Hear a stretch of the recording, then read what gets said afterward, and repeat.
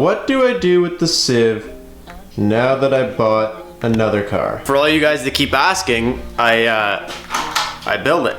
Not done. I just wanted more variety in my life, and I really wanted to get into something a little more competitive. So we bought the Subaru in hopes that we can use it to get somewhere more competitive and have another build and have more content and just expand, really. The Civ's not done. I'm also really sorry. I know you enjoyed your stay in the garage, but you're not really a garage car. You're just the car I work on the most, so you gotta go today. We got new projects coming in. You're old news. You gotta go.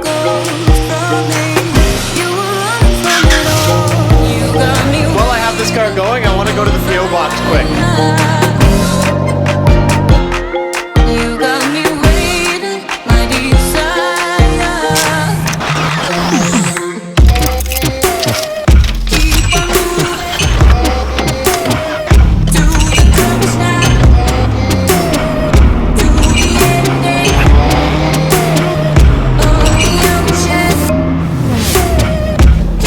Civ's been perfectly fine up until today, and then today it's been making some really weird brake noise. It's like a clicking, as if something's like in the brakes, or like the calipers are seized or something. I was also smelling like oil when I was driving, but we're not burning anything, which is good. So it might just be the smell of the fresh paint like drying on there. Not fresh paint, but I haven't drove the car since we painted it, so it might just be that. Pretty sure this is just a phone case. Hey, what's a new phone without a phone case, boys? Ooh, it's like red bottoms, but it's a red phone case. Here's a topic that'll start literal fistfights in my comments. What kind of phones do you guys have? Personally, not much of an Apple guy. I had the S8 until about mid last week, and then I got the S9 Plus. Courtney has the S9. It's just, we're not like loyal Samsung people, but Samsung just makes hella good Android phones, and they're not iPhones, so that's what we roll with. What do you guys roll with? Let me know, comment down below.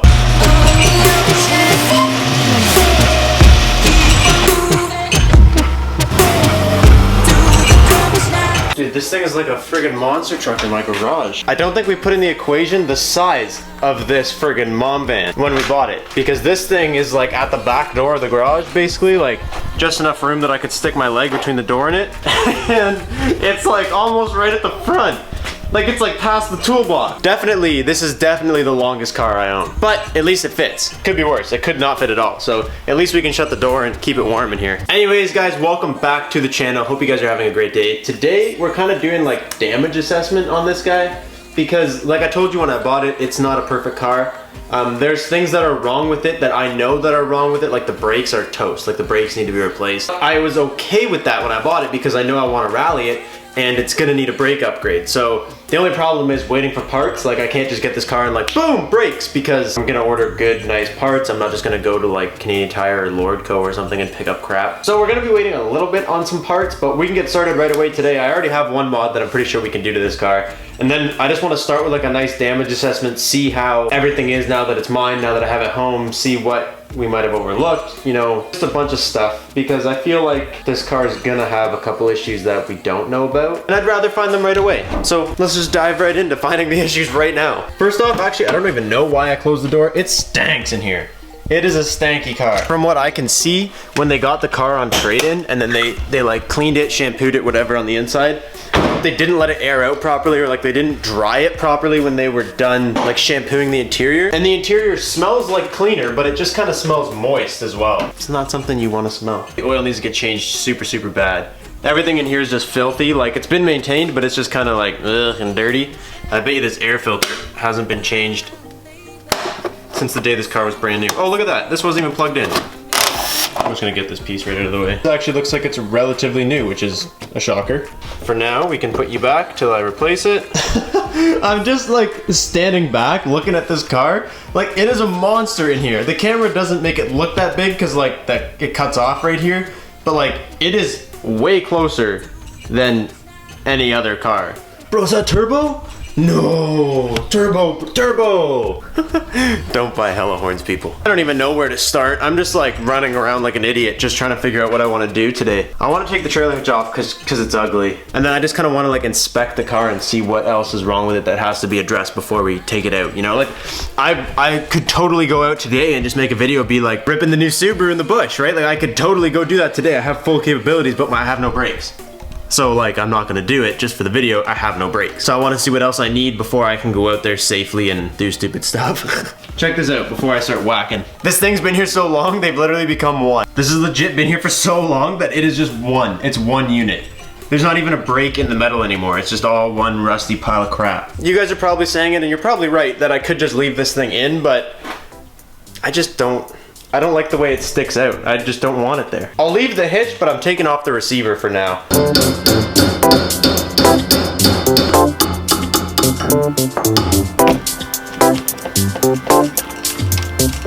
Yep, that's seized. That's good. That's on the real good.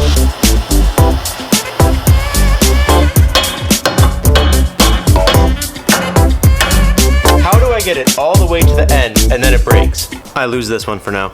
I can't get that out. No matter how much heat, how much fluids, how much anything I put on there, that hitch is one with the car, and I can't drop it because I just realized that there's some kind of, when you put this up here, when you put this trailer hitch here, you hang the exhaust from it, but you also delete the old piece that the exhaust used to hang from. So if I take this hitch off, I don't have like the original exhaust mount, so the exhaust will just fall down. So next thing I want to check, like I said yesterday when I showed you guys the car for the first time, pretty sure it has a bad wheel bearing. Not 100% positive. The way it was making sounds kind of sounded like it had a bad wheel bearing. So I'm gonna jack it up and just check. This side's good as far as wheel bearings. And apparently so is this side. The brakes are just so dead. At least that's good news though. I'd rather it just be bad brakes because I know I'm replacing the brakes anyways than have it be a wheel bearing, because a wheel bearing's just not fun to replace. I want to check under here too because like, there is oil on the top right here, but that's just from like no one knowing how to fill it. Like if you look where the oil is right here, you can see that the mess is directly related to this area. So it's mainly just people,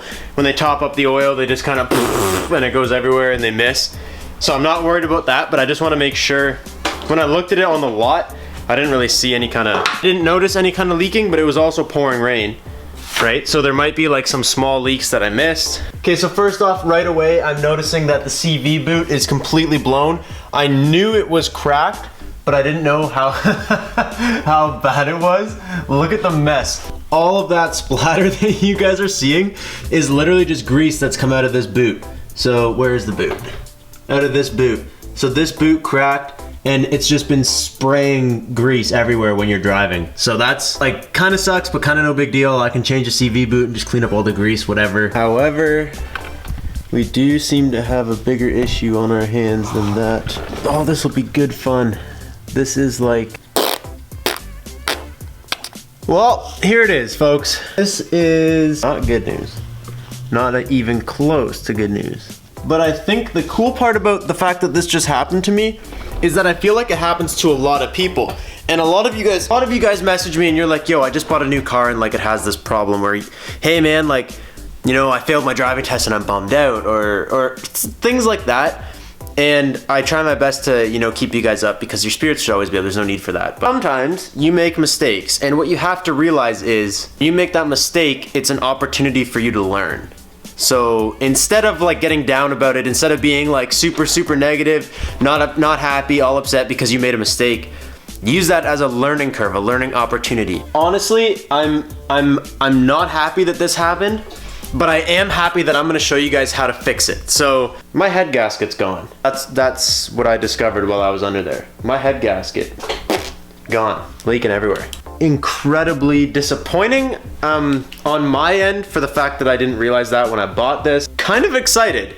Like, that sounds stupid, I know, but I'm kind of excited that my head gaskets are gone. Emerson is gonna hate this. He's gonna hate me for this. No, this is one of those things where if Emerson came to look at the car with me, he's actually does this for a living. Like, he works on cars. He would have found this problem. I didn't find this problem. I didn't look in the right areas, whatever. It doesn't matter. Point being, I bought the car. It has problems. We're gonna fix them. It's a learning experience for me. Instead of paying thousands of dollars for this thing to go get fixed by someone, I'm gonna show you guys how to fix it. I have no idea how to do it. I have no idea how to change a head gasket. I know it sucks on a Subaru because I know how to do it on a Civ because I thought maybe my head gasket was gone at one point. I Googled it, but I know like your head gaskets are not just like do on the top. There's like two over here, two over here.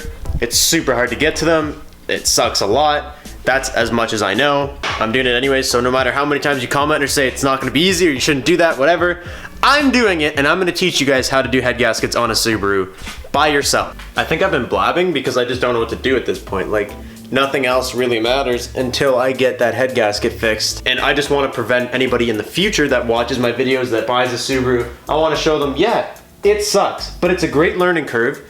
You can learn how to do this yourself and you can save a bunch of money. Basically this weekend on December 1st, which is Saturday, I'm getting a fresh tattoo, so I don't really want to be doing this with a fresh tattoo. It's mine and Courtney's, our 5 years is on the Friday. And we've been in BC for 1 year, so it's a big day. We got a lot of stuff going on this weekend. And I don't want to do it this weekend, obviously, and then next week. I don't want to delay this. Like, I want to give you guys content with this car. That's why I bought this thing, is to give you guys content. So instead of just like jimmying around it, I think I might just start. What I want to do first is just reference how much money I'm going to save. When you get your head gaskets changed, you're paying for the labor, you're paying for the time. And I'm willing to do that myself, and I'm sure if you guys want to save a bunch of money and are willing to get hands-on and dirty. Either way, let's start with, I'll call the closest dealership to me. My name is Arthur. How can I help you?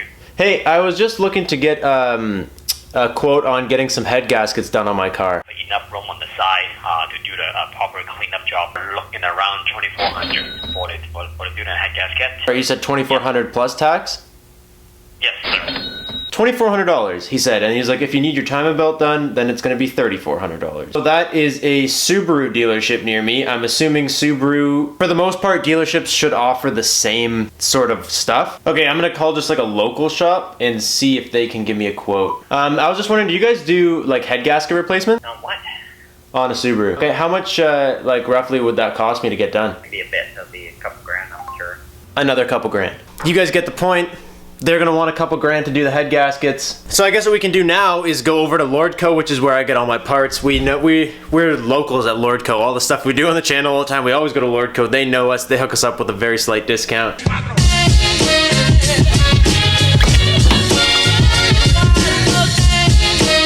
Bro, there's not even a train. This thing came down, no train in sight.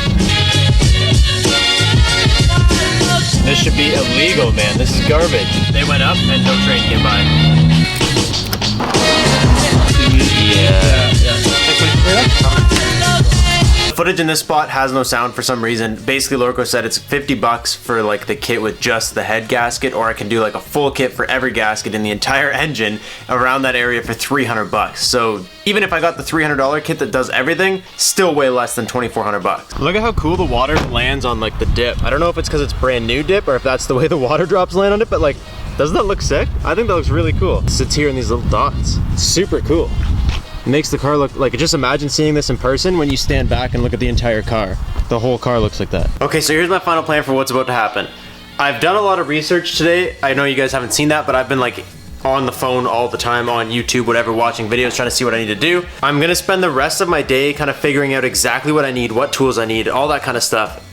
Just researching, watching videos, learning, seeing as much information as possible that I can gain tonight to get me ready to do this tomorrow. What I decided to do tonight is I'm gonna pull out the table that we used when we boosted the sieve, and I'm basically gonna clean everything off of here. I'm gonna clean the entire garage, get that table ready, get me enough workspace so tomorrow I can nicely kind of take everything apart, keep track of it, know what's going on, and that kind of thing. So I'll probably jack the car up tonight, get it on jacks, and have everything just as ready to go for tomorrow as possible. I'm literally just playing this as I go. I know I probably seem calm and collected and I'm like, oh yeah guys, this is gonna be fine, but like, it does, like, I am nervous to do this. Like, I have no idea how to do it. I'm not a mechanic, but I'm confident in the ability to learn it.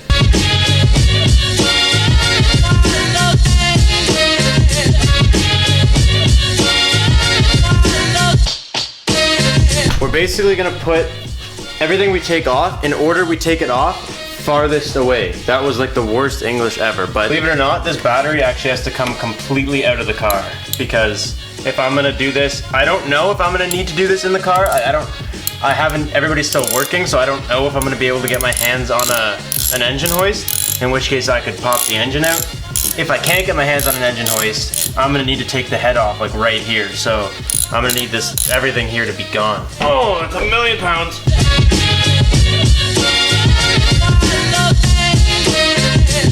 You guys want to see something hilarious? This is just probably one of those things that's making a weird rattle in this engine. Look right here. What was that doing there? That was attached to absolutely nothing. It didn't come off of anything. This has just been chilling there. Like, for what? Why are you there? I think this is as far as I'm gonna take it tonight. I know I didn't really do much. I just kind of ripped off all the airbox stuff, the battery stuff, so it's a little bit more accessible.